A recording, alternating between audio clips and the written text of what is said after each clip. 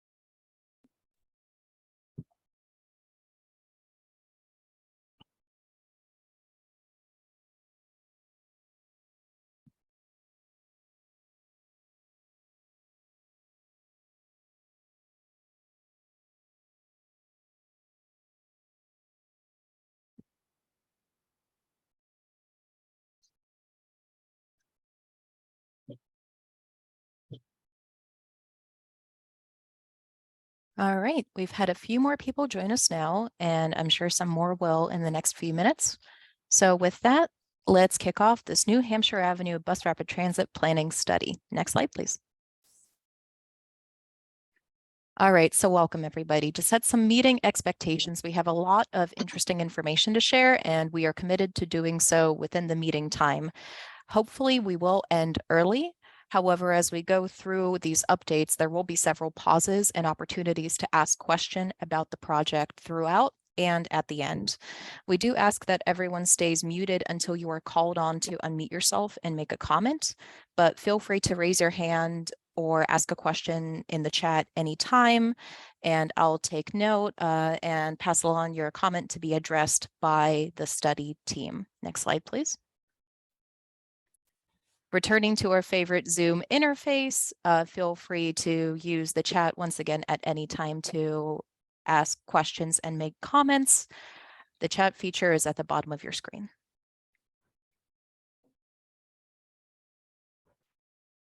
Similarly, please use the raise your hand feature if you are interested in unmuting yourself and making a verbal comment. I don't believe we have anyone joining us by phone today.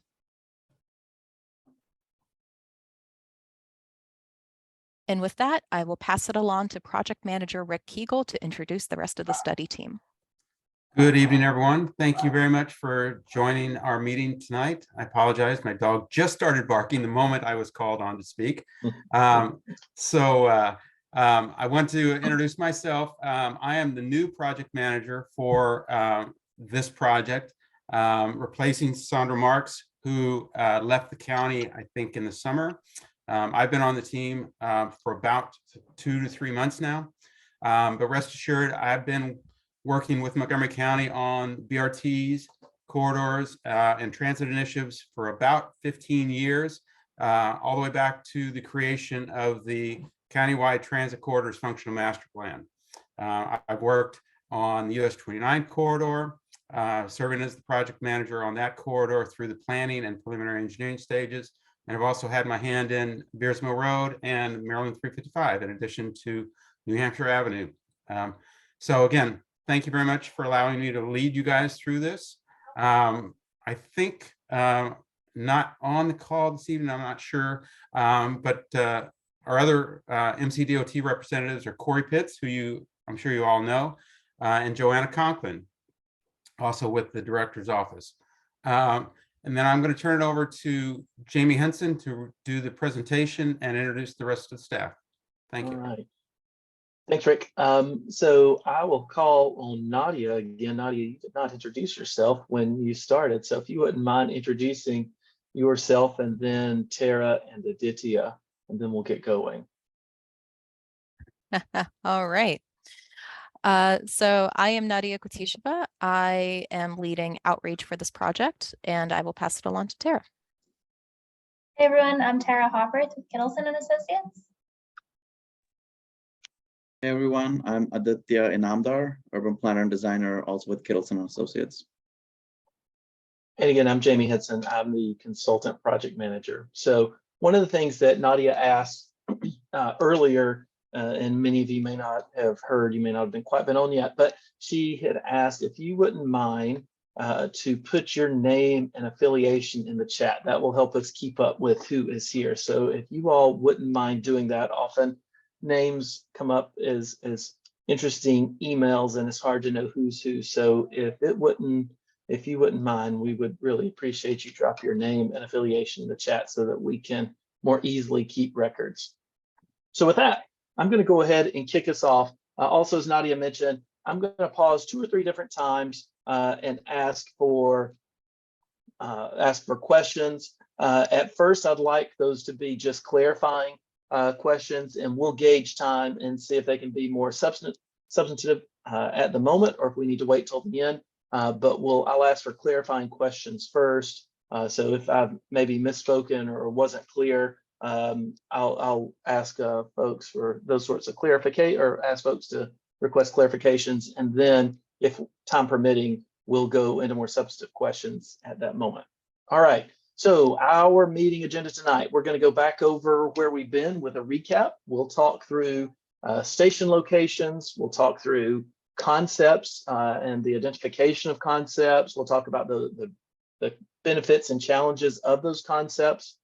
We'll talk through the process of screening through those concepts and then developing alternatives that we're recommending to move forward to be tested in more detail. And then we'll talk through next steps.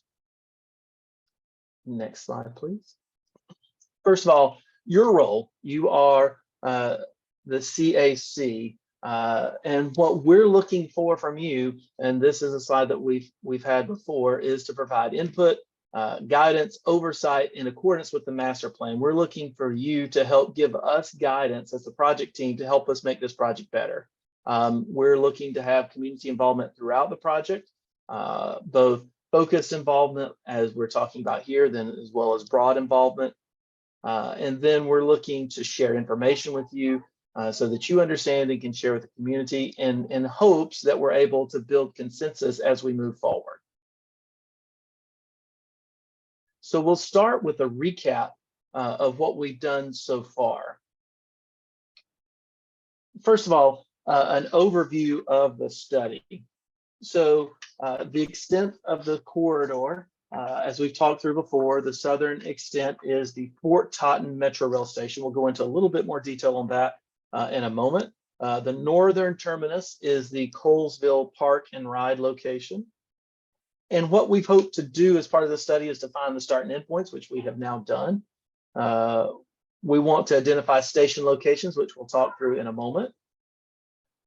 And then we want to develop and evaluate improvements to bus service in the corridor. And we'll talk through 3 ways that we think that we want to advance to test today. And then we want to also, as part of that, address station accessibility.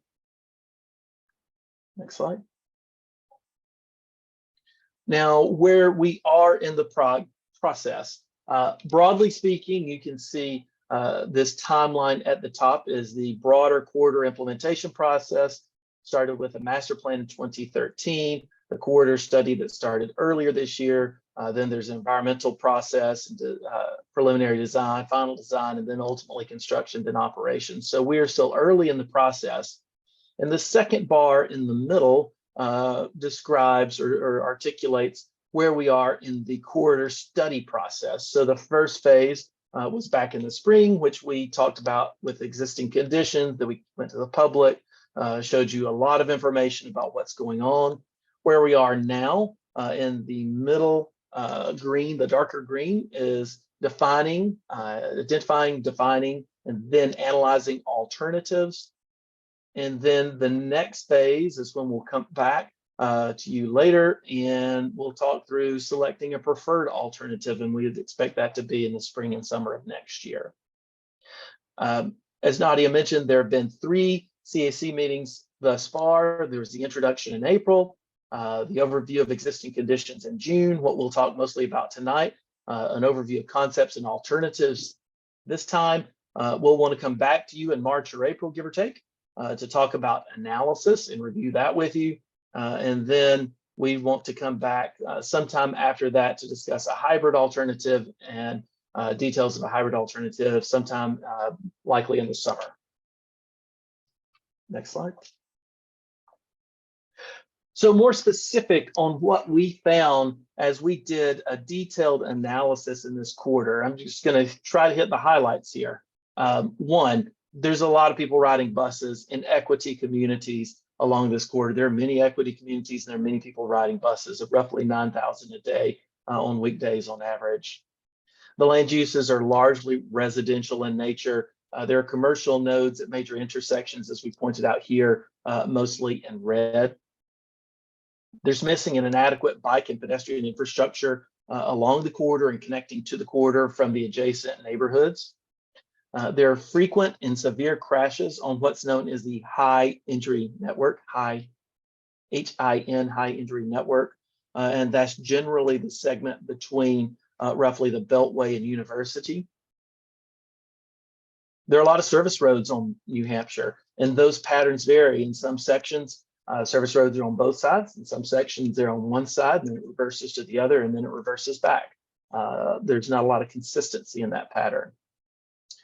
There's a lot of travel volume and delay near the Beltway, and there's a fair amount of delay at major intersections, as our existing conditions analysis showed. There's a lot of bus service on and crossing the corridor. In some places, they're up to 15 to 20 buses per hour on New Hampshire Avenue, not all the K6 or the K9, but various routes that combine service to up to 15 to 20 different bus runs per direction on segments of New Hampshire Avenue.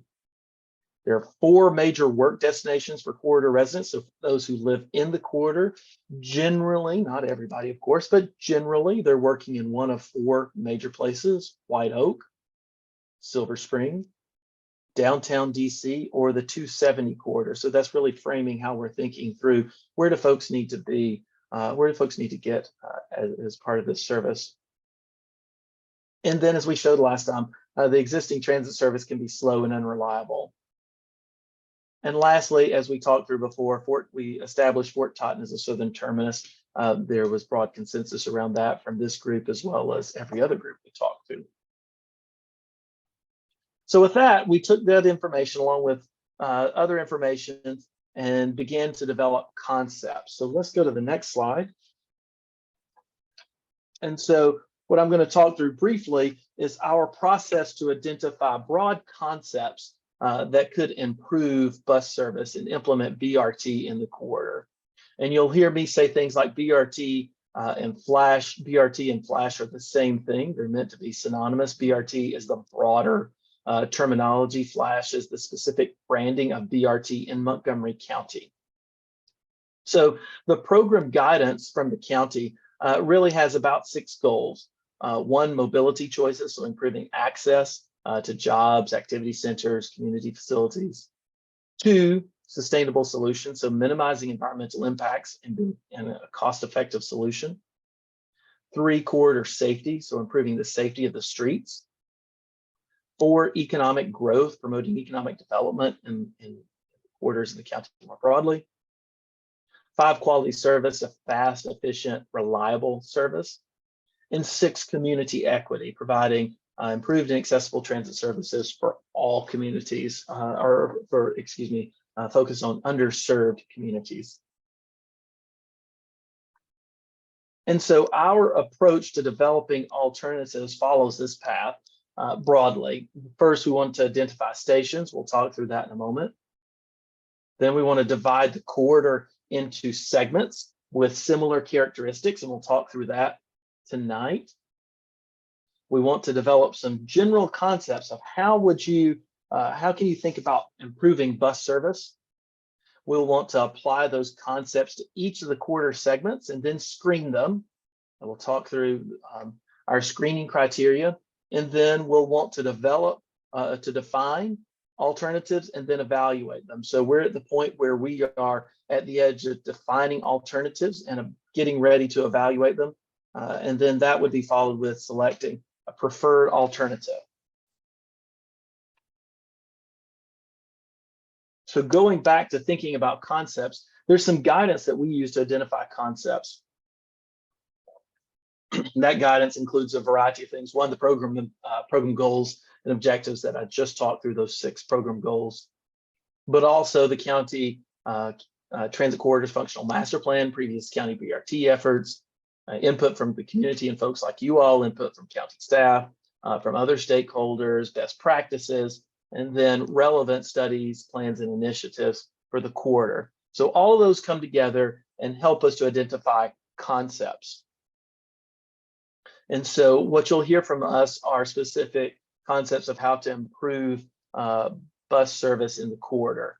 Now, before we get to those concepts, I want to take a few minutes and talk through stations. The functional master plan identified preliminary station locations, and what our role was to verify those locations, potentially adjust them, maybe drop a few stations, potentially combine stations, or see if there are other stations that might be necessary. So that was our initial charge. And so we looked at each of these stations, and you can see the 12 that were noted in the master plan. What you should also note is that there is not a Fort Totten on this list, though it doesn't preclude that.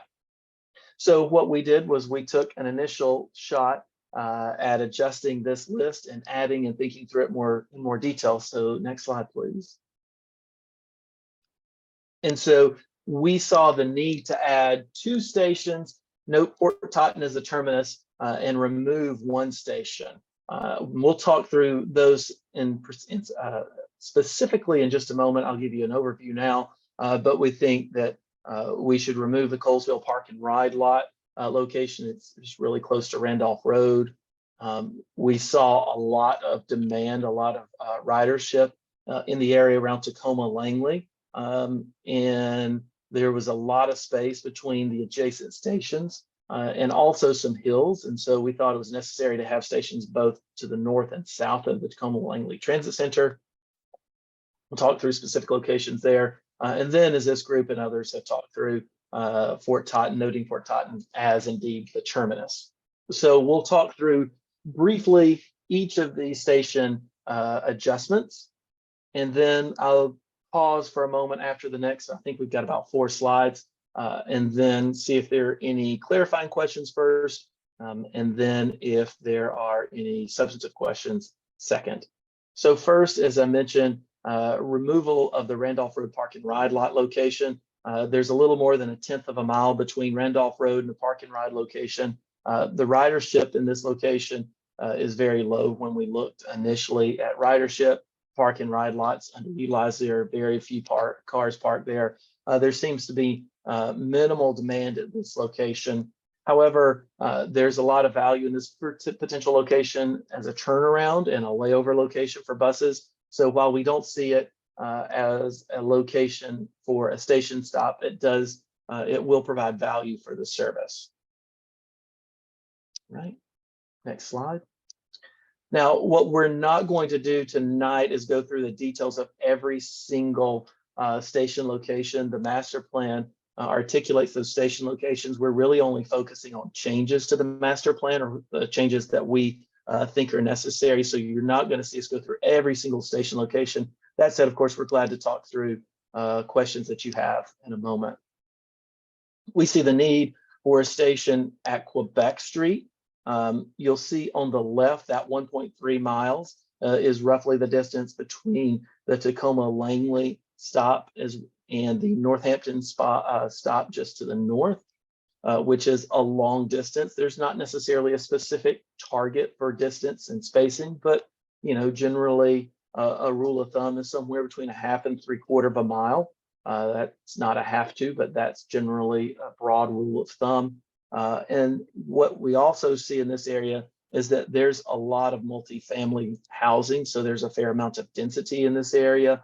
The ridership is not terribly high on existing services, but there is a lot of density. It's also on the high injury network, and we also wanted to note that this portion of the corridor is in Prince George's County. So that's the first station we suggest adding. The second station, next slide, is at Muirwood Drive, just below University.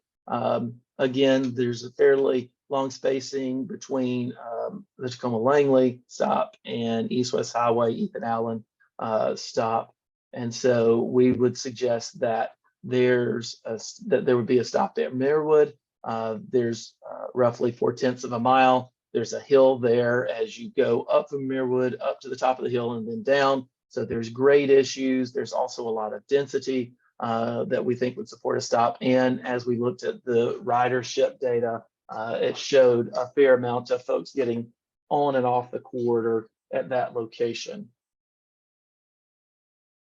And then the last location, as we talked about, Fort Totten, high ridership, access to Metro, can connect folks to a lot of different job centers across, job and activity centers across the region. It's within an equity area. That was one of the items that really everybody we talked to agreed that Fort Totten was indeed the place where folks really wanted this service to end. So with that, I would like to pause and first see if there are any clarifying questions. Nadia will run our question and answer calling on folks. So she will call on folks. So I would ask that we have clarifying questions first and then substantive questions second, please. All right. So we have one hand up. Jeru, please unmute yourself.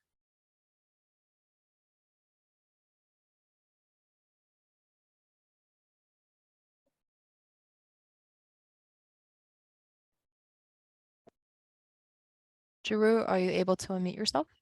If not, please feel free to drop your question in the chat and I will read it out loud.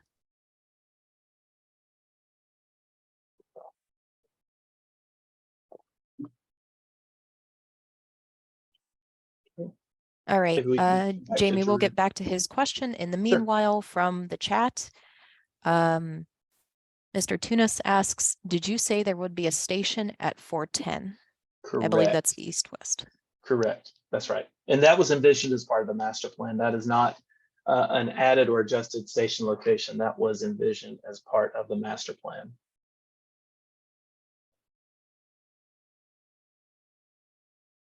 All right, Jeru, can you try to unmute yourself again if you would like to ask your question? Hi, good evening. Now, I was just asking a question from the general public. Excuse me, going back to the first slide, in terms of the entire system, the way we design it, where I think the goal is to provide transit from the communities to the employment centers away from the communities, with less emphasis on the intra-region connectivity. How do you deal with that as part of this study? Where if you live in White Oak and you want to really connect with families outside of just the need to connect for employment purposes. That's something that I do know the transit systems needed to be focused on, where as part of a community building, where these types of new transit systems are designed to facilitate, encourage, but it's also to promote inter-region travel connectivity. Sure. Yeah, that is important. So while the main focus of this effort is really New Hampshire Avenue, we're really focused on how to improve service in the corridor. We also know that a key element of that improving service is making sure that those connections to other transit services are easy to make.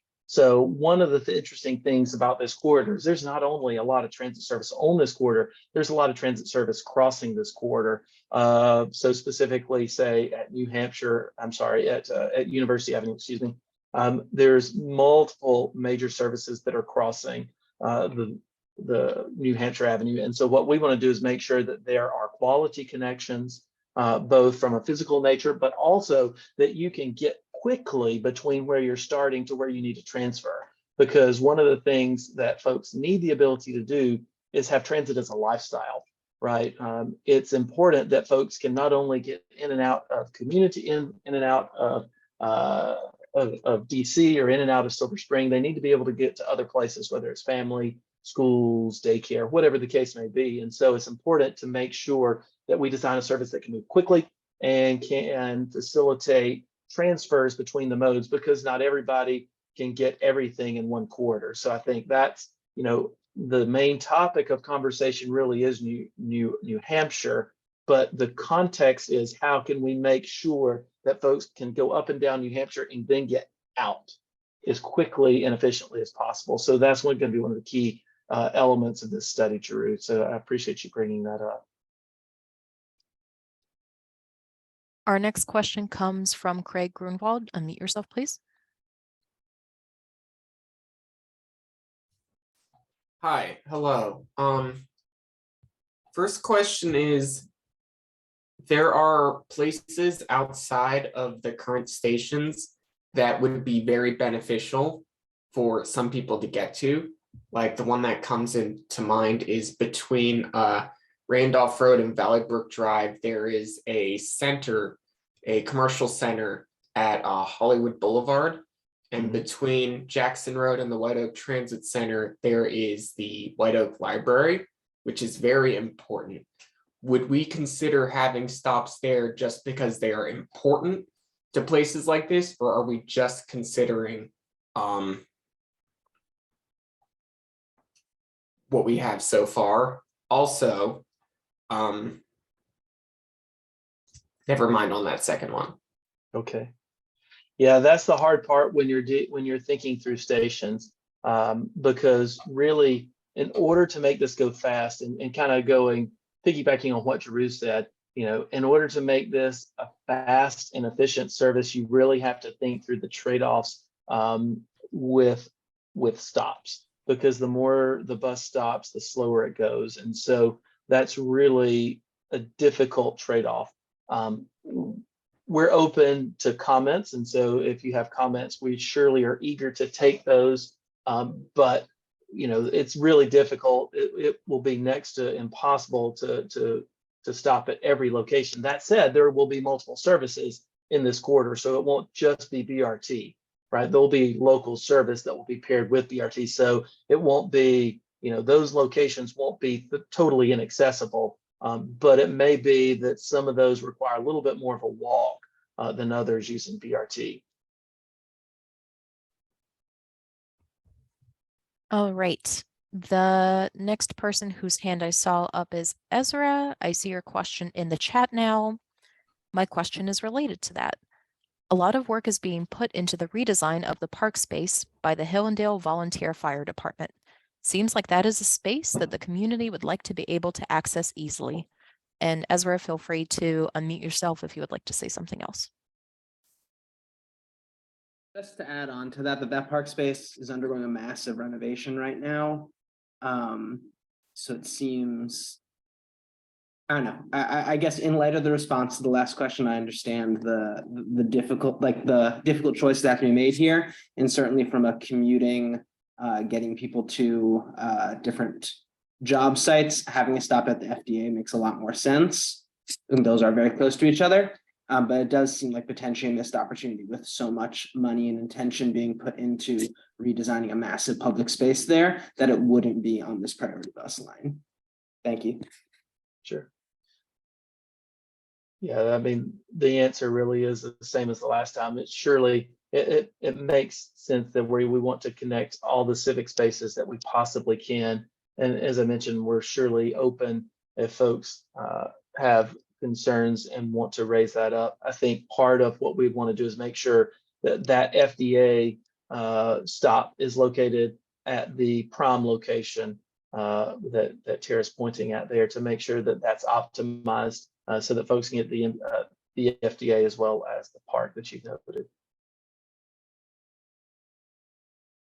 Thank you, Jamie. Our next question comes from Dan Wilhelm. Dan, if you could unmute yourself. Yeah, thank you.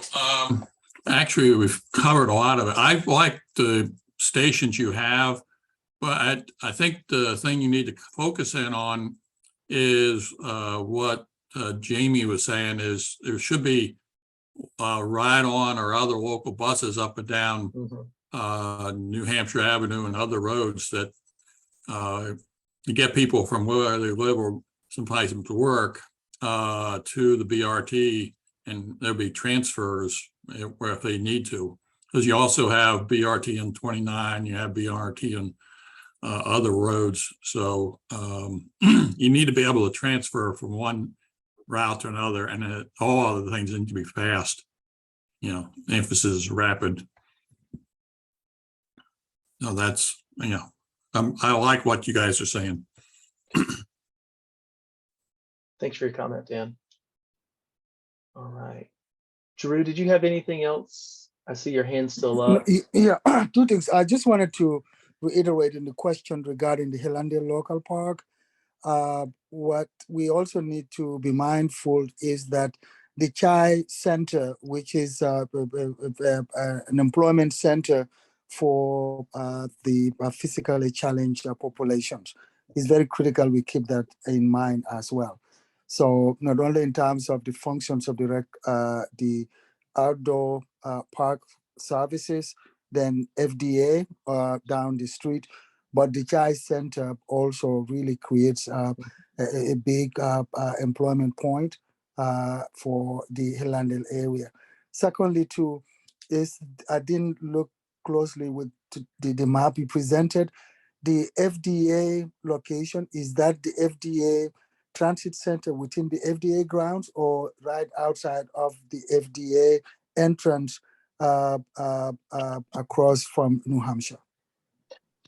Yeah, right now we're thinking of that location as right outside the entrance in order to make it, you know, to make it as accessible as possible to places like the adjacent residents, the park, as well as to FDA.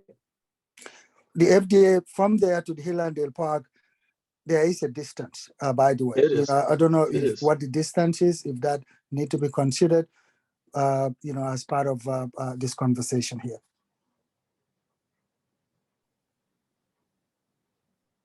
Thank you, Drew. Yeah. Thank you, Drew. All right, Jamie, our next comment is going to be from Eileen Finnegan in the chat. Regarding FDA, have you been working with the FDA on Campus Transit Center and then using the WOSG, I believe that's White Oak Science Gateway, master plan connection from that transit center to Lockwood at the White Oak Transit Center? Can't say that I know the WOSG. I'm not sure what that means, but we have been working with FDA. We actually had a meeting early in this process to talk to them about their process. They attended our technical advisory committee earlier in the week as well. So we are very much engaged with FDA. So that the answer to that is absolutely yes. So Jamie, I think the question is referring to that new street connection that was identified in the master plan that goes through the FDA campus to the future to the Lockwood Drive Transit Center. Yeah, I think that's going to be really contingent on FDA being able to advance that. You know, that would make an interesting connection between FDA and into Lockwood, which would be helpful for the BRT routing. But it really depends on FDA being able to advance that connection. All right. I think next question from Cicero, please. If you could unmute yourself. Yeah, Jamie, I was just, listening to a few comments, and there is, concern of how the neighborhoods and everything's going to access the BRT line. And I was wondering if you guys could put together a map that would not only show the BRT line on New Hampshire, but all the other bus services, I don't know, 1,000 feet away, either direction of New Hampshire, so that we could see all the transit that is, would be feeding into and out of the service area. Yeah, we actually have that map. Aditya, do you recall, I can't recall if we had that in a public meeting. Do you recall off the top of your head? I'll have to look. I'll have to look too. I thought we had that in the public meeting, Cicero. So we can go back in the maps. What we'll do, the project team will turn either Aditya or Tara will check on that and see. I'm pretty sure we had a map that we used similar to that in the last public meeting that folks can access. If It not, also we might be, absolutely have that map. yeah, I'm not sure if on the project website, if we have the synthesis document, because that was part of that as well. There is on the project website, we have the map that shows bus route connections to the Okay. study corridor. Got it. Okay, And good. it could be even more thorough than that, to be honest, but it is the map that we've presented so far. Yeah, that was it was a bit of a high level. Yep, there you go. Thank you. Yep. And that's a high level mapping. It show all the details of the route numbers, but it does show that there are a significant amount of connections. Actually doesn't do it a ton of justice because there are a lot of routes using some of those streets. All right, so I don't want to cut us off too much, but I do want us to move on because there are lots of topics that we need to talk through. There'll be additional time for question and comments at the end, but I do want to move this quickly and efficiently through our agenda. All right, I'm going to save the other comments that we've got so far and we'll come back to them at the end. Great. And if we come to a point where we can't get to everything before our time runs out, we'll respond afterwards to the group by a form, most likely an email. All right. So what I want to do next is talk through concepts. I want to talk through big picture groups of concepts, and we'll talk through 4 specific, what I'll tend to refer to as families or broad types of concepts. We'll go through benefits and challenges of each of these broad families of concepts. And then we'll talk through how we have our screening criteria. And then we'll have another moment to pause after that. So we'll talk through these 4 concept types and then how we've gone through a process to screen through these. So in our view, there are 4 main concept types that are relevant for this project. The first is optimizing transit and mixed traffic. And so what that means is using things like transit signal priority, things like bus pullouts and queue jumps to give buses a head start and to help them move through the corridor. No major physical changes for the most part. There's some potential for pullouts and queue jumps, which may mean widening the street at a few intersections, but not broad widening of the road. The second group or family of concepts are repurposing lanes. We're showing curb lanes repurposed. It doesn't have to be curb lanes. It could be curb or center lanes, but it's repurposing existing lanes to provide BRT service, and it's for the exclusive use of buses. Sometimes they would be mixed between BRT and locals. Sometimes they would just be BRT. There are various ways to configure them. The third family is adding a single BRT only lane. So it's adding one lane for BRT to use, and there are various configurations of how does that work in the peak hour and which direction gets to use it and which doesn't, and where do you stop. And then the fourth family is when you're adding 2 net new lanes to the existing corridor. The corridor almost in its entirety has 3 lanes in each direction with a center turn lane, center left turn or median, and others. It varies in a few locations, but not many. But you would add 2 lanes, potentially in the middle, potentially on the side, but it would be a net widening of the corridor. So those are the 4 main concepts that we thought were relevant for this corridor. So let's go through and talk just a little bit more about each of these. So first is the first family of concepts. So it's optimizing transit and mixed traffic. So this is where you have flash buses, BRT buses sharing the lanes with all other traffic, right? And you can see all of these lanes in the light gray, meaning that everybody can use every lane. The darker gray is referring to cars. You can see how cars and flash share the same lanes, flash service and local bus service share the same lane. But we would add bus transit signal priority for flash buses potentially things like queue jumps as well to give BRT buses an extra advantage. So that's the first family of concepts. And so generally this has limited footprint. And so when I say footprint, I'm meaning the actual size of the road. So the actual width of the road. Generally, it's fairly limited. You don't have to have too much expansion of the roadway to do this. There are modest improvements to the transit service and minimal effects on motor vehicle travel, but it's very limited transit service improvements often, and including for local buses. So that's the first family. The second family is repurposing existing travel lanes.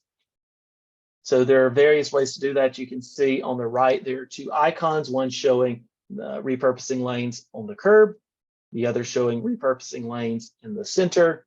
There are various variations of those two, but that's the general idea. But one general lane in each direction is designated for bus only. So for example, in the top, in the curb running, you could see where you would have the flash and the local bus service in together. In the bottom, you would have potential, if it's in the center, you could potentially have just flash buses in the center with local buses on the side and mixed traffic. If you had local buses in the curbside, you could potentially, you would mix in the right turns into those lanes as you got closer to the intersection. So that's broadly how that would work. But mostly it would be just buses. Next slide. Broadly, there are limited footprint impacts, though more so for the center running than the curb running. Broadly, there are relatively limited construction costs, though more so for the center running than the curb running. There's generally relatively fast delivery. It's definitely improved transit service, including major improvement for local buses, depending on how they're prioritized. So improvement for the local buses if they're in their own lane, not so much improvement for the local buses if they're not, as shown in the bottom. You know, depending on how you implement this, you could have flash buses stuck behind some local buses. So while there would be improved service, it might not be as improved as it could be, depending on how you implement it. And then repurposing lanes will definitely lead to some increased delay for regular lane travel. So it will increase delay to some extent, which we would want to test if we advance this concept. So that's repurposing lanes. Third, adding one flash only lane.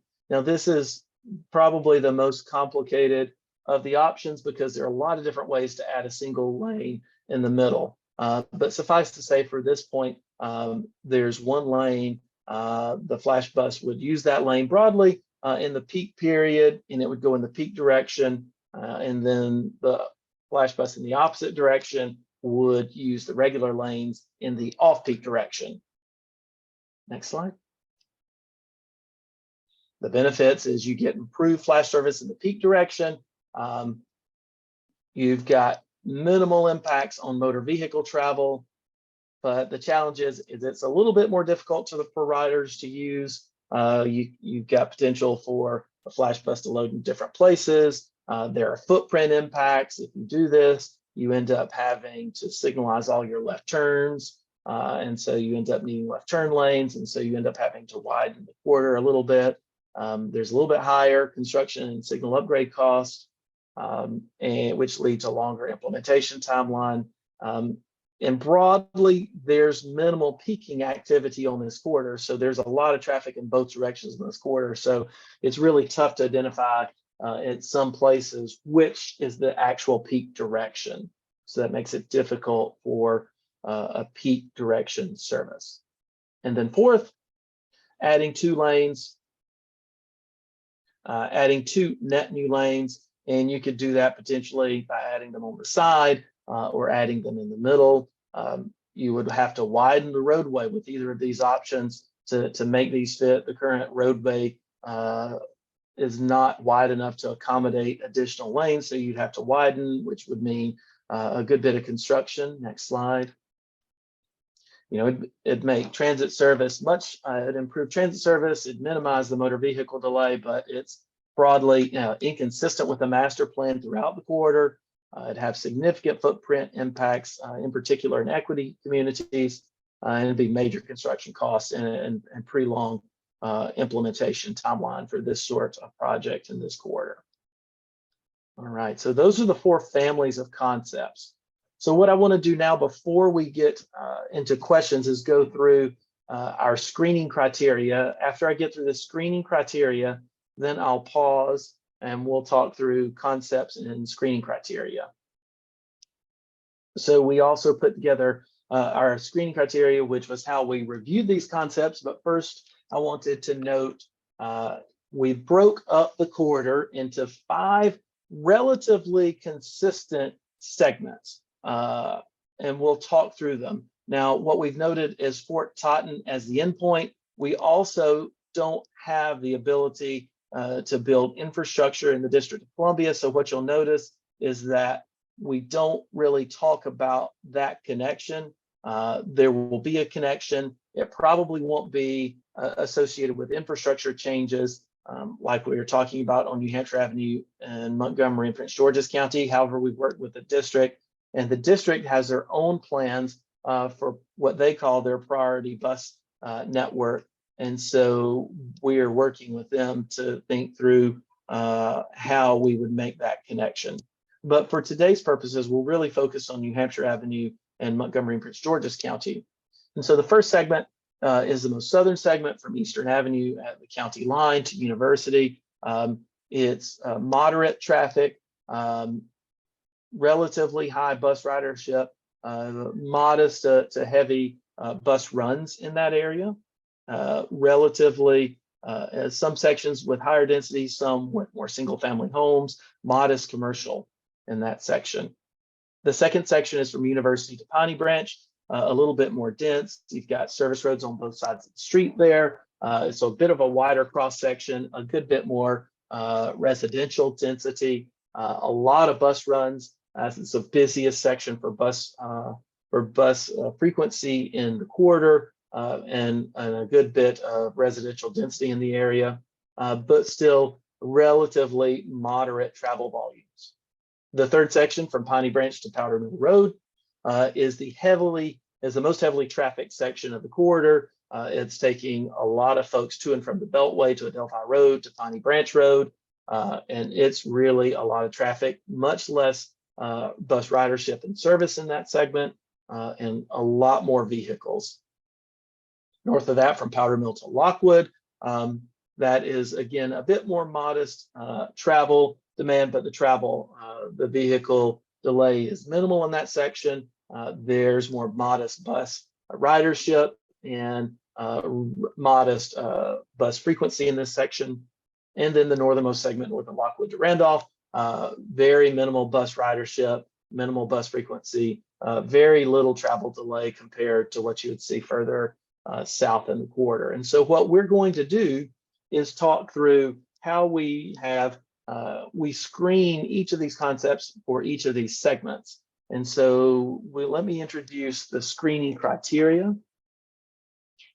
And so what we have done in order to screen concepts in and out is look at 3 basic ways to think through this. First, is a concept really likely to generate operational gains for transit, right? In order to advance a concept into an alternative that would be tested, it really needs to provide value. So if a concept doesn't really improve transit service, we're really not interested in testing it.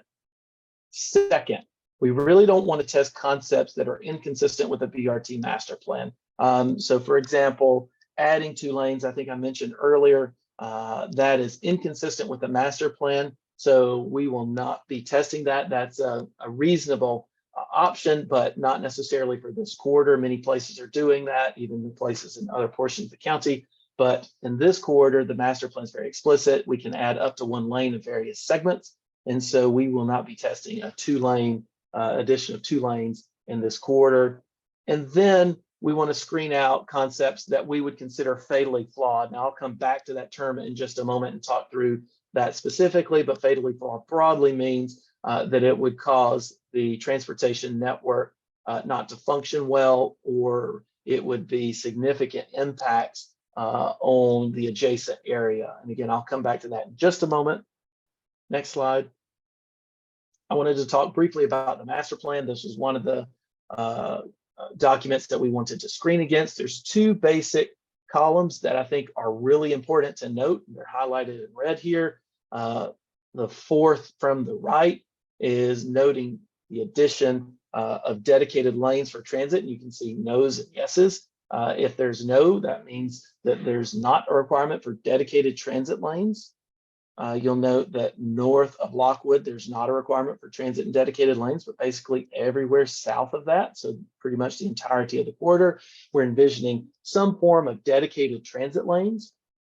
And then the next thing to note is on the far right, the ability to add lanes to the corridor. And so the maximum additional transit lanes, you'll note in the northernmost segment, that we're not showing any additional transit lanes being able to be added, as well as in the southernmost segment, we're not noting additional transit lanes to be added.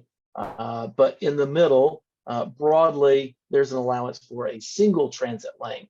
Now, I'll note that the master plan is technically silent as we go through Prince George's County, which is why you don't see the maximum additional transit lane through that segment, because the master plan doesn't technically comment on Prince George's County. And you can see where Tara is circling. You can see how the corridor briefly goes for roughly a mile into Prince George's County at that point.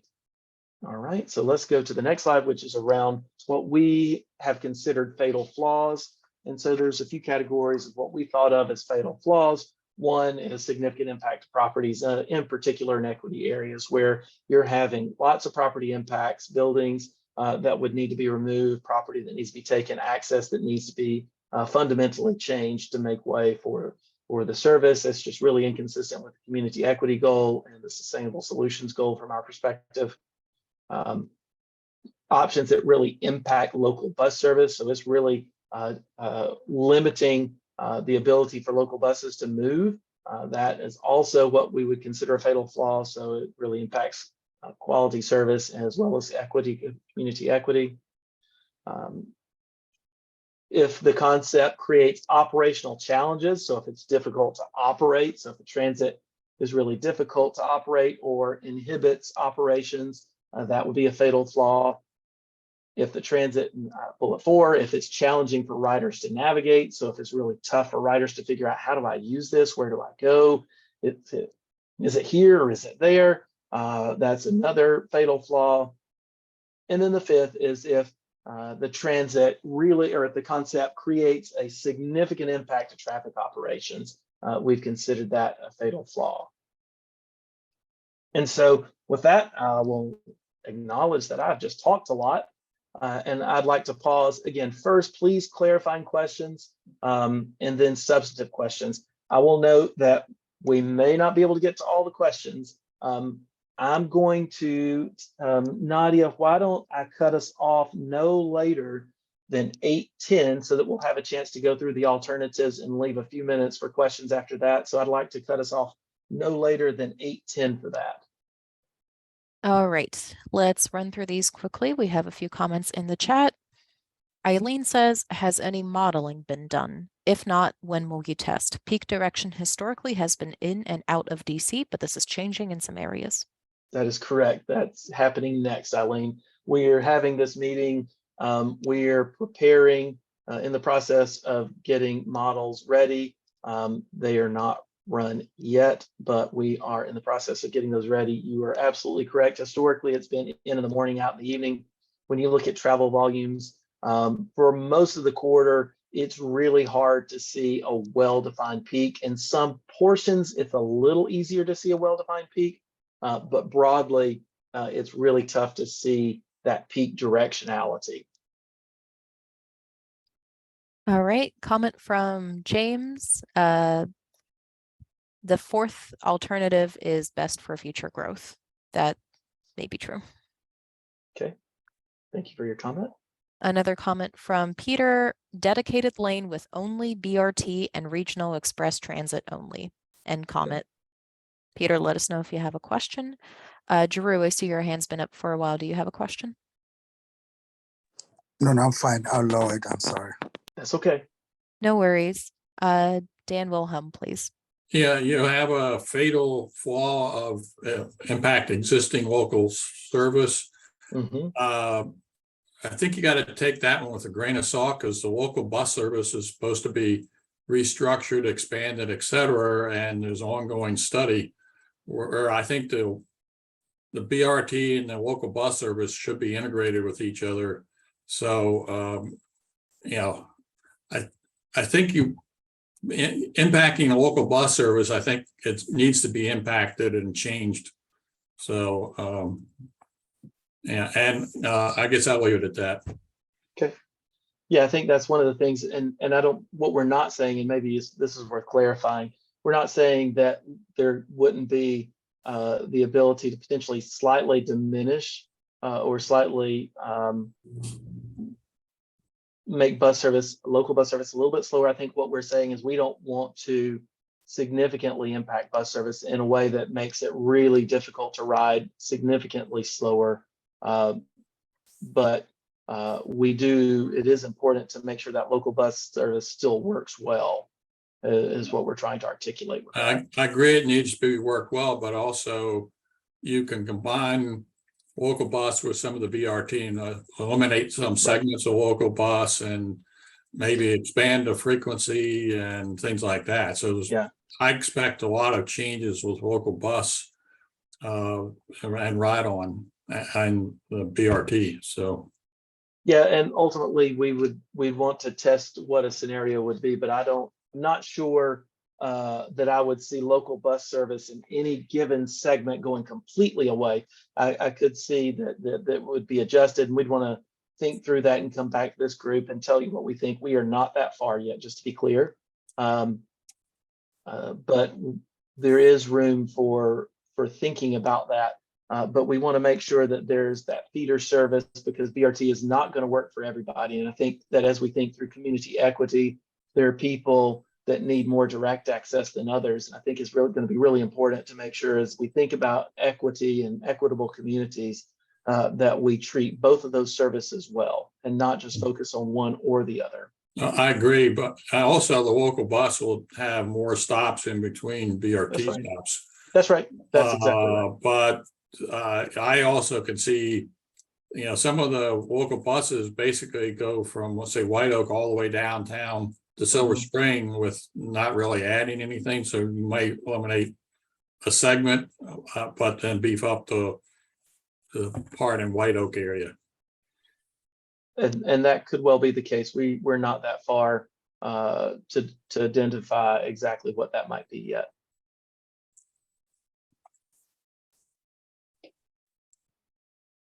All right, Jamie, a comment from Mr. Tunis. In DC, you might consider a different route than the K6 takes. The K6 goes down New Hampshire to North Capitol, left on North Capitol, and left again on Riggs. This is a traffic bottleneck. If you can avoid this and take another route to Fort Totten, it may yield significant benefits. Yep, that's what we were thinking too. We have not settled on our routing. There are a few different options you could take. In theory, you could kind of wind your way up South Dakota to New Hampshire. I'm not sure if that would work. That goes through neighborhoods. Another routing would be Riggs to Eastern to New Hampshire. That's probably a good option, probably better than what is existing today. But those are things that we need to also figure out. All right, Eileen has a follow-up question. What growth are you considering for the models? So what we'll do is we'll look at the regional model for our growth factors. And so the Council of Governments keeps a regional model. That regional model tracks the growth in land use and how that relates to trips. And so we'll use the regional model to help us forecast. From a ridership perspective, we'll use the FTA stops model. That's a special model that they've created that they use on all their projects nationwide to predict ridership. So we'll use the stops model to predict ridership on the BRT service.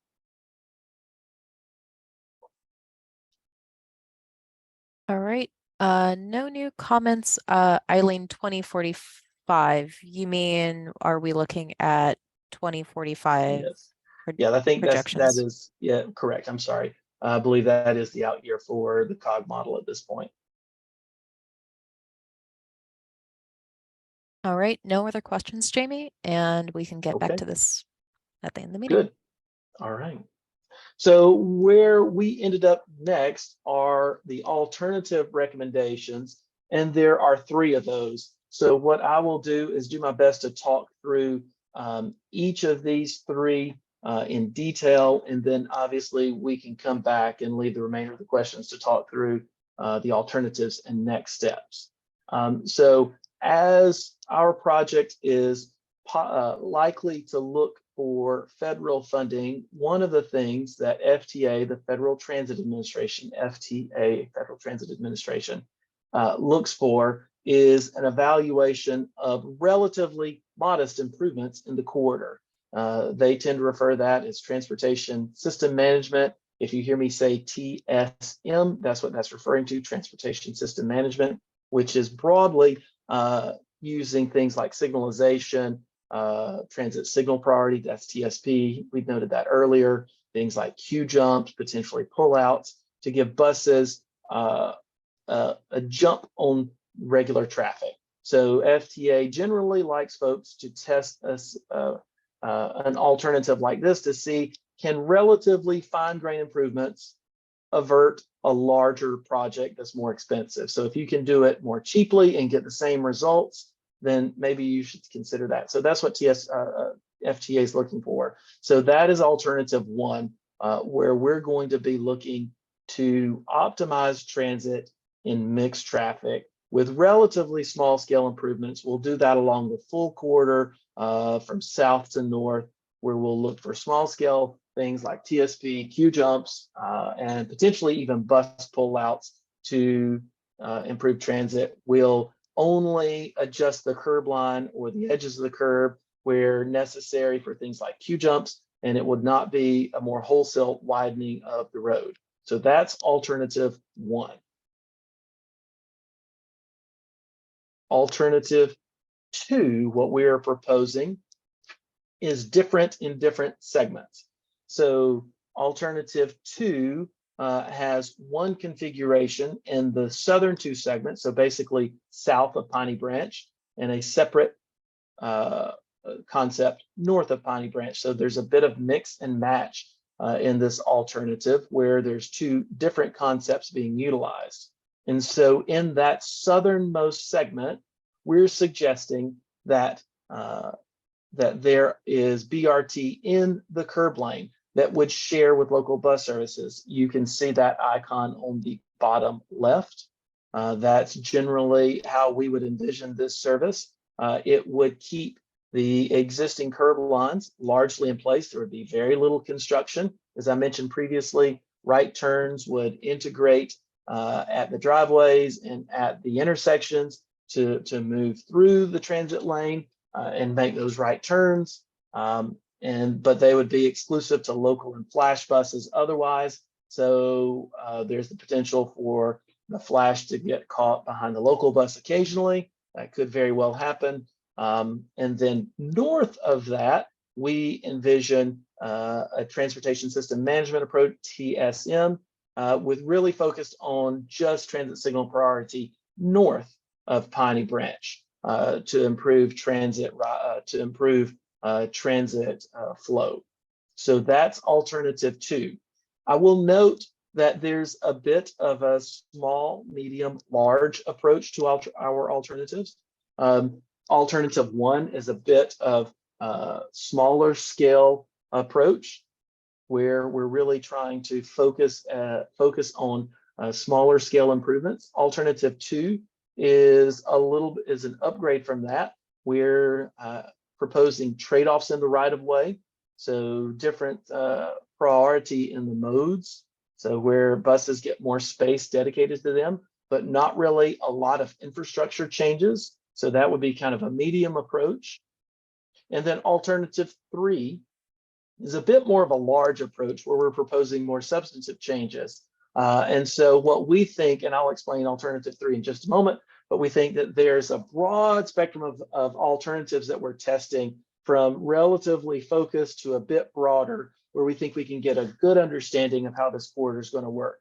So alternative 3, we are proposing 3 different concepts for various sections of the corridor.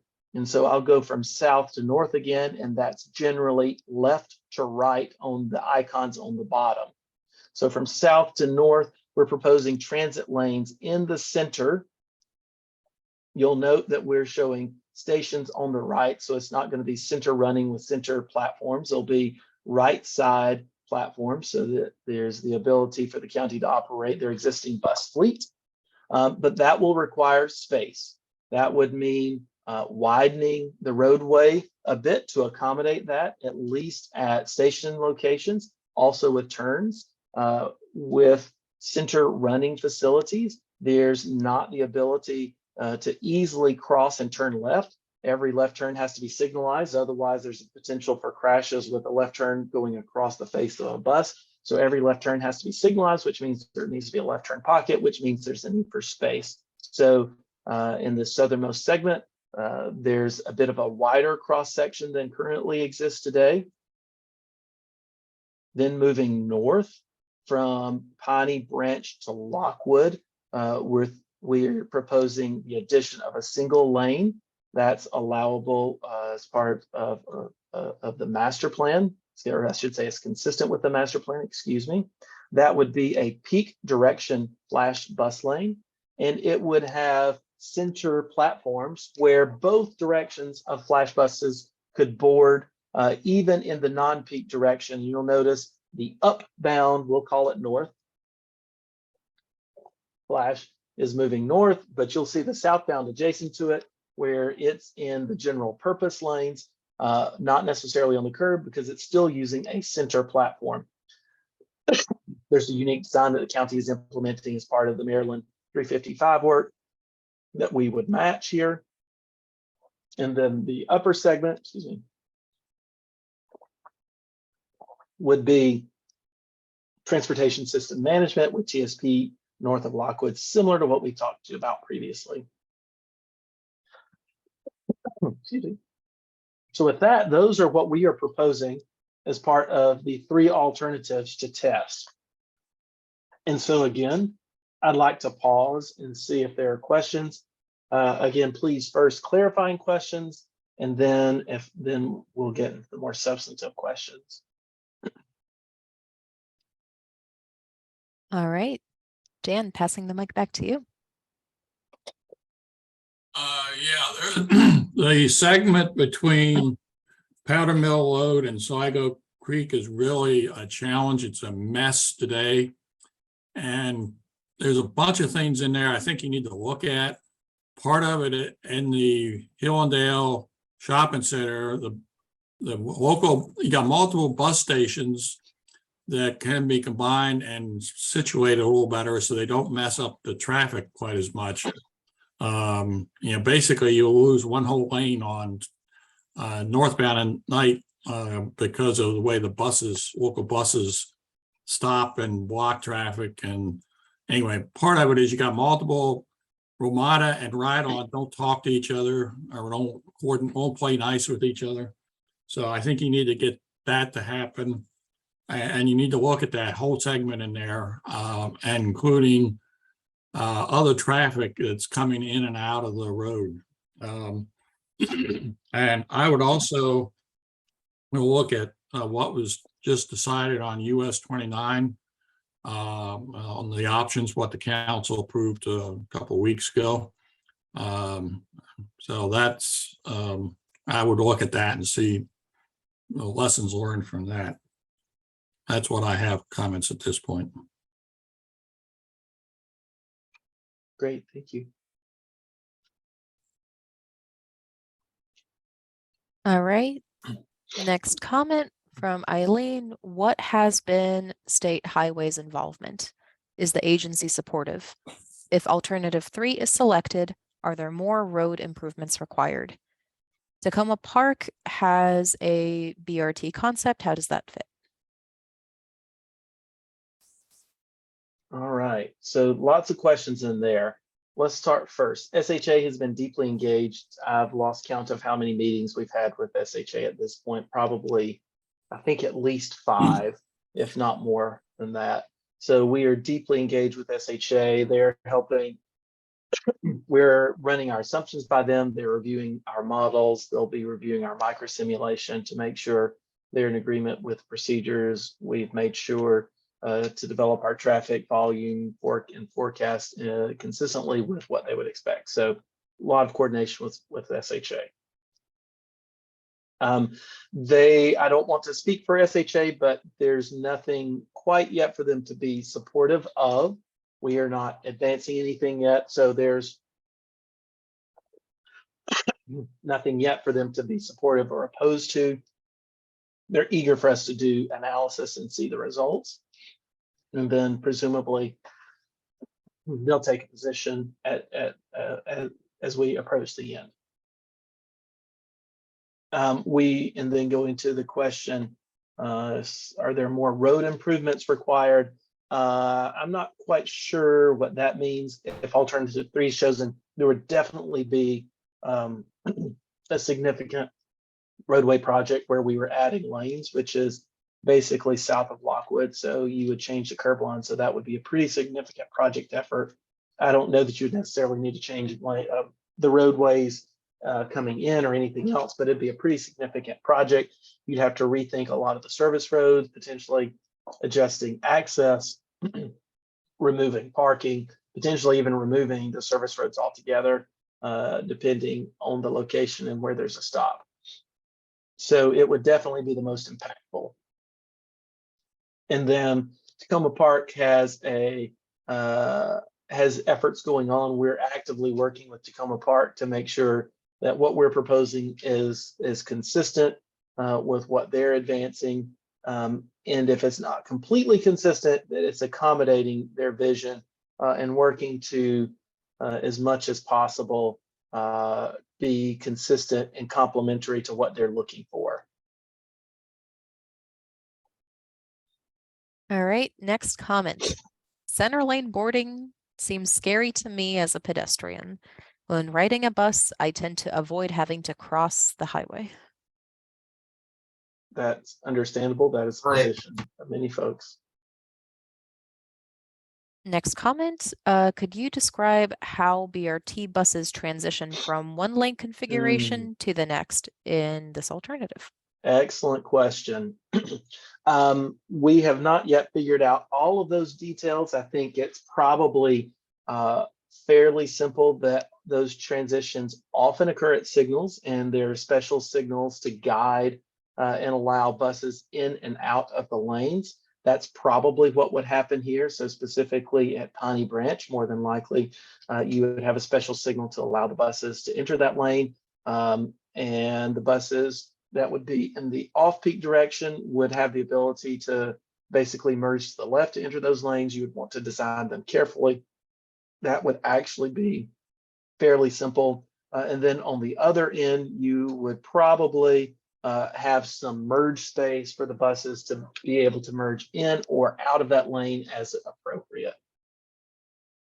Since the options are really center running, it shouldn't be terribly difficult to figure out how to integrate those segments together. It's much harder when you're going from center to side or side to center, or when you're making turns. That is much more difficult to do. But this is not what we are proposing. That's a great question, though. All right, next comment. Suggest talking with planned / likely new development in Hillendale and the White Oak Shopping Center on Lockwood. Right, we're working to talk with lots of different folks. We're talking to planning staff who are giving direction to those developments, and we have a technical committee to help with that. We also have this committee where we're trying to get the word out to various groups as well. We surely want to talk to everybody that has a stake in this area to make sure we understand what they're looking for and need out of this project.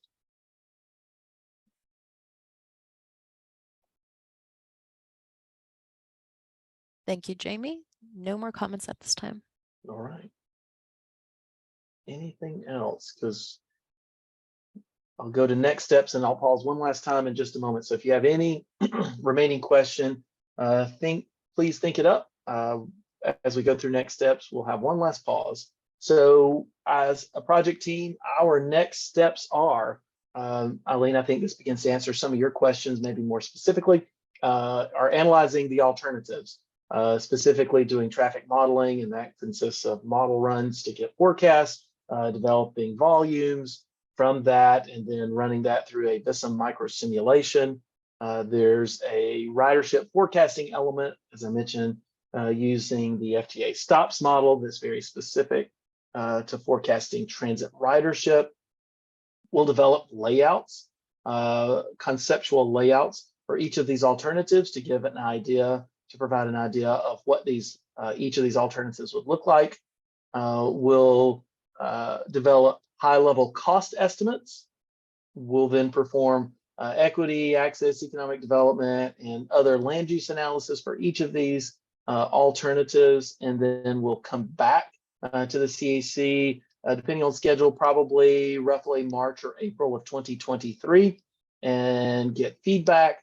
From that, we would then see where we are in the project, see if there's the need for a hybrid alternative and what that might be, and then go back from that meeting and likely create a hybrid alternative, likely modifications or maybe even combinations of alternatives or modifications of a single alternative. That remains to be seen. We'll do the analysis and get feedback from this group and others to see what makes the most sense at that point. So those are our both immediate and a bit longer term next steps.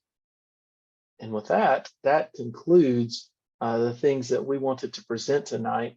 Eager again, if folks have any additional questions, to address those now.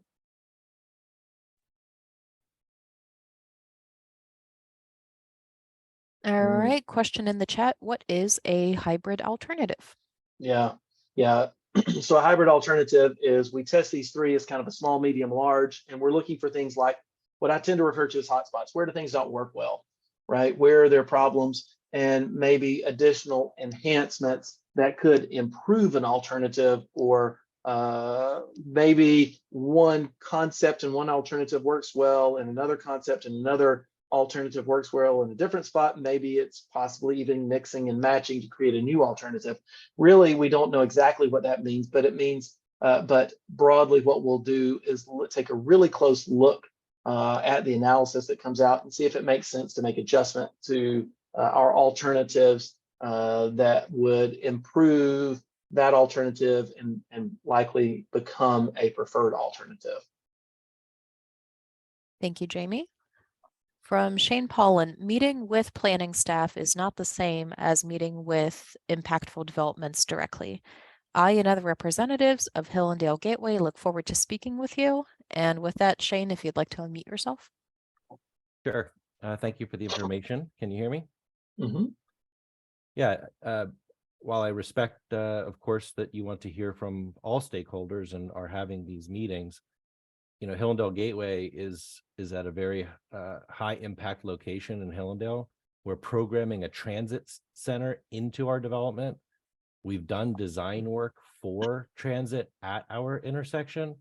And so I think it would be worthwhile to reach out and engage with us. Thank you. Sure. Sounds great. We'll be following up. You'll probably, more than likely, you'll hear from Rick after this meeting to reach out and chat more. And then more than likely what Rick will do is connect us together and talk through next steps.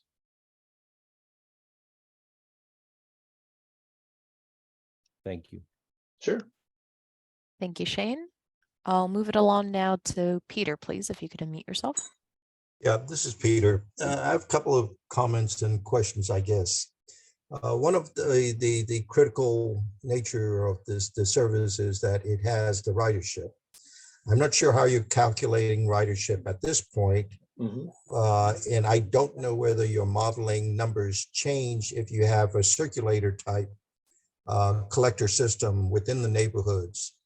For example, the southwest corner of Hillendale, just north of the Beltway, you see a little loop in there and that's a very great system because it basically runs down every street in that loop and collects people. I wish Right On would do that more frequently within the other areas to gather.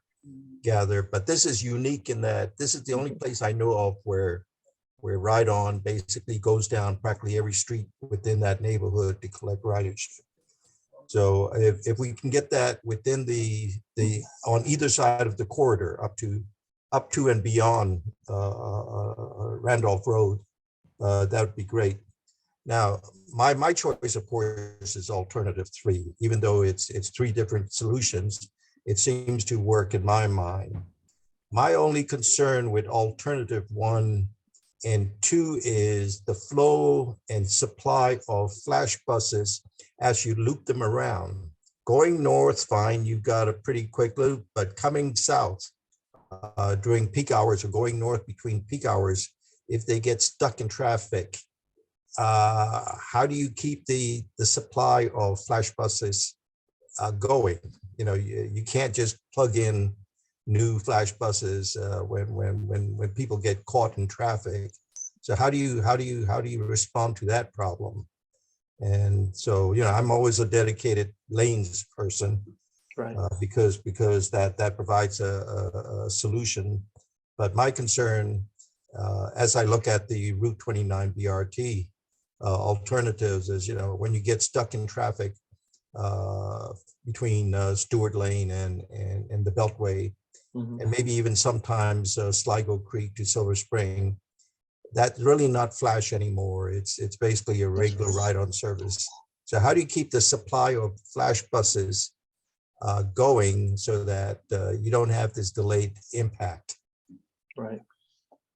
Well, and that's where we're talking about various types of solutions. That's where I would say you've got the small, medium, large approach to see how is best to do that.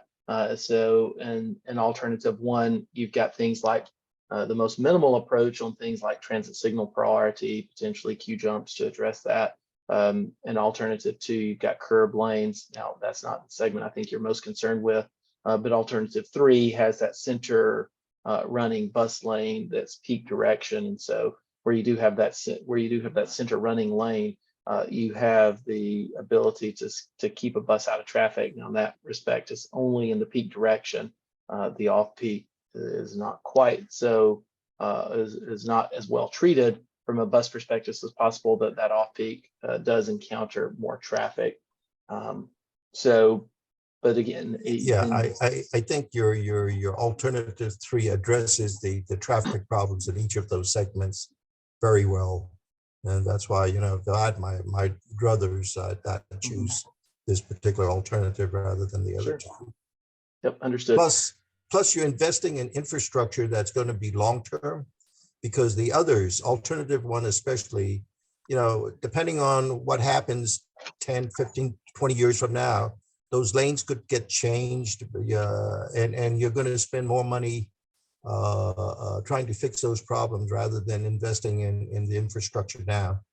And where once an infrastructure is invested in, developers know what's going to happen. You've got and they can invest accordingly. So I mean, that's my solution. Okay, great. Thank you. Thank you. Thank you, Peter. Next question. North of White Oak, why is mixed traffic the only alternative under consideration? Yeah, so there's a couple of reasons. First of all, north of White Oak, the master plan is very clear that there are no additional transit lanes that are considered in that segment. And then, you know, more broadly, traffic doesn't slow down in that segment as much. You have relatively free-flowing traffic in that section. Maybe there's a little bit of delay at Randolph Road, but broadly, that segment of the corridor has a high level of operations. And so there's really minimal need for additional infrastructure for buses to make sure that buses are able to go quickly in that segment. All right, thank you, Jamie. Next question, will all your outreach meetings be virtual? Will there be additional community meetings planned? What timing do you anticipate for additional community input? And Jamie, if you could answer that first, and then I'll follow up on your answer. Sure. Yeah, the answer is yes, there will be more than just virtual meetings. We have things like bus stop chats, where we're going out to bus stops to talk to people about the project. We're still thinking through our specific approach to the next set of meetings. The next round of meetings will be likely March, April, when we finish this round of analysis, and there's more to talk about. We're still working through what that's going to look like. There will definitely be virtual options. We will definitely go to the public in the form of bus stop chats, where we're really trying to get the message out, and we're working to think through and consider other approaches that we can help connect to. And so we really didn't quite get as much turnout to our last set of public meetings. And so we really want to be wise and steward the county's resources well with the next set, and make sure we're interacting and getting feedback from folks in a way that's helpful to the project. And what I will add to this is a very sizable study corridor, and we're reaching a part of the project where we can't expect the public in general to really quickly understand every single concept as it applies to every single meter of the corridor. Folks will mostly care and have very helpful input on the part of the study corridor that they know best and that they actually use. So when we reach back out there, we want to make sure that we communicate specifically with what we're thinking about for particular intersections, particular sections of the road. And that will also mean reaching out more strategically and bringing those appropriate materials specifically to those places. And generally speaking, springtime, that's when folks are more likely to communicate with us and are not freezing waiting for their bus. That's right. I'll move on to the next question from Craig, please, if you can unmute yourself. Hi. So you kind of answered this with the not overbuilding, but I will say that between Hollywood Avenue or Hollywood Road and Lockwood Drive does actually get congested on school days. That's north of Lockwood. And sort of a second part, just why? Yeah, that's basically it. Okay. Yeah, thanks for the input on that. It's always helpful to know, the details of how things operate and what specific generators, things like schools are influencing that. We'll make sure to take a look. But the master plan is also very clear on that segment north of Lockwood, and we really want to operate with consistency with a master plan. That doesn't mean there's not other ways to think through how we can address those potential for congestion concerns, and we'll certainly want to do our best to do that as well. All right, next note. Will there ever be consideration in extending the BRT to Cloverly? Extremely limited service from White Oak to Randolph Road. Only 2 buses serving New Hampshire Avenue from Lockwood to Randolph Road. I think where our focus is now is on this specific corridor as outlined in the master plan. So I don't want to comment any beyond that. So that's where we're focused to now. I'm looking back at the question to make sure I'm answering all the parts of that. I'm sorry.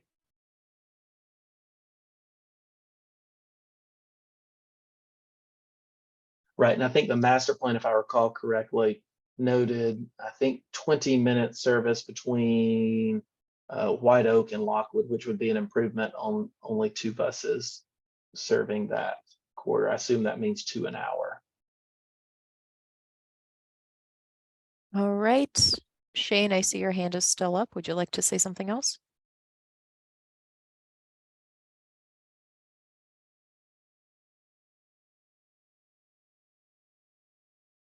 I assume it's up from before, but feel free to say Alright. something else if you would like.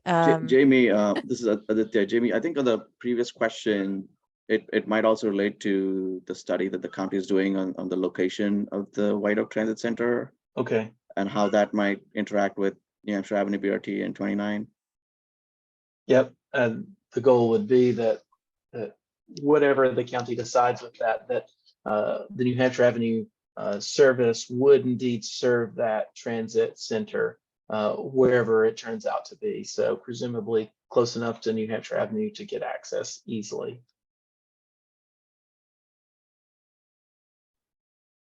All right, next comment: must keep in mind when designing a station at New Hampshire Avenue and Randolph Road, the future Randolph Road BRT and the station it'll need Mhm. at that intersection. Correct.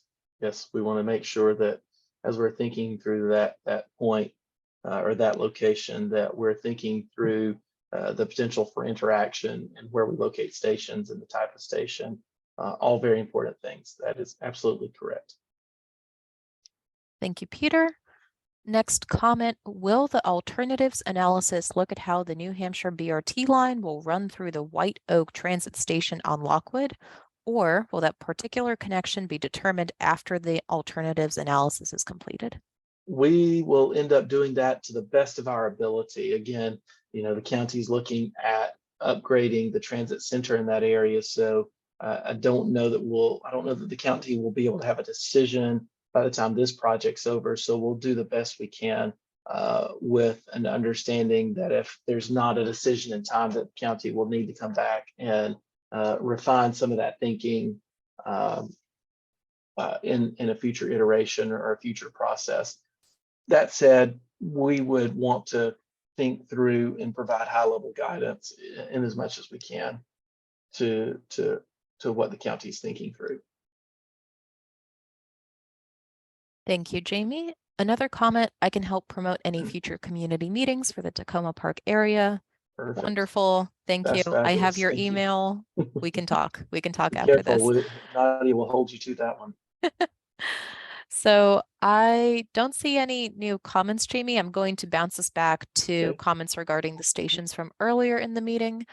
I see the Colesville Park and Ride station may be eliminated. Will there still be a place to park and catch the flash at the northern terminus? There's the potential to still park at that park and ride if need be.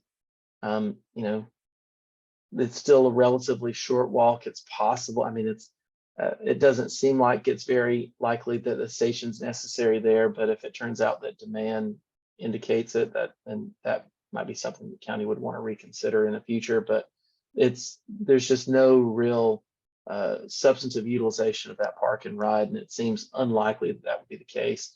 One of the things we'd want to do is we'll think through and check when we get the ridership forecasting and see if there's a push. Typically, you wouldn't find folks wanting to park and then get on a BRT and ride. If they're driving to that point, they're more than likely to want to stay in their car. So it seems unlikely that there would be a high demand for that. Thank you, Jamie. Back to Eileen's comment. I will send you some detail from both the White Oak Science Gateway and the FDA 2018 Master Plan. It is up to the county to advance the connection. By the way, regarding connections to the FDA, currently there is a significant issue with the 29 Flash having to reroute to get to the FDA. This backtrack is a problem for those using the Orange Line. Correct.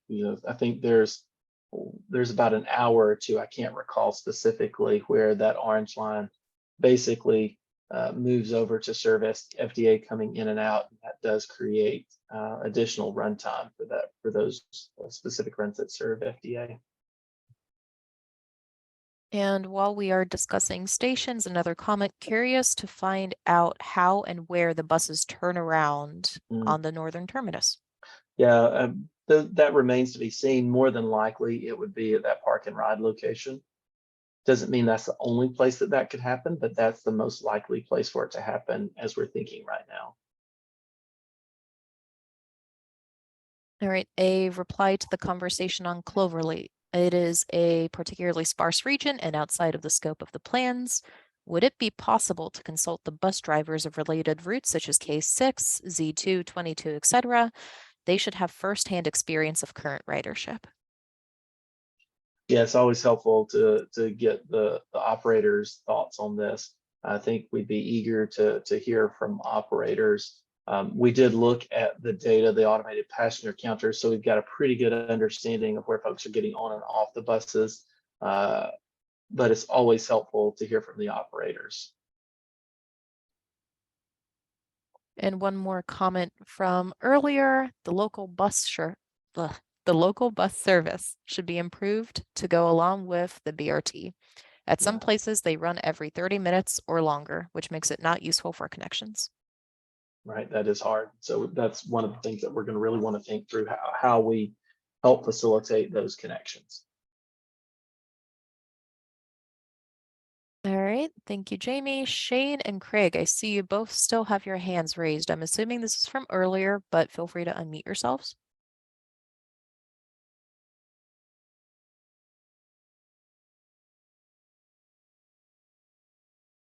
All right. All right, hands have gone down and no more new comments in the chat, Jamie.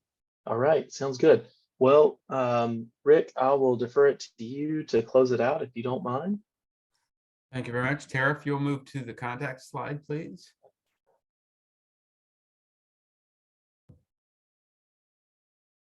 Oh no, maybe. She's getting there. There it is. There we go. Yes. Very good. Very good. Well, thank you, Jamie, for the presentation, and I want to thank everyone for attending tonight's meeting and throwing some pretty good questions at Jamie. I think he responded fairly well. If you don't feel like you've got the answer to your question, or if you have follow-up questions, there is my contact information. Feel free to reach out to me at that email. I'll be happy to coordinate with you and talk with the technical team about getting detailed responses for you.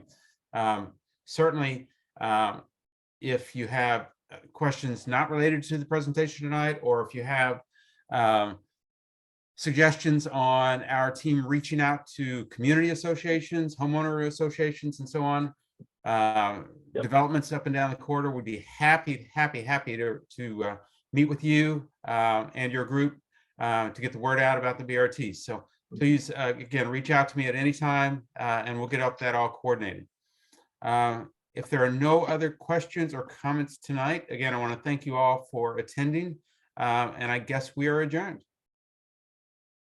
Thanks, everybody. Great to see you all. Thank you all. Happy holidays. This meeting recording will be posted to the website.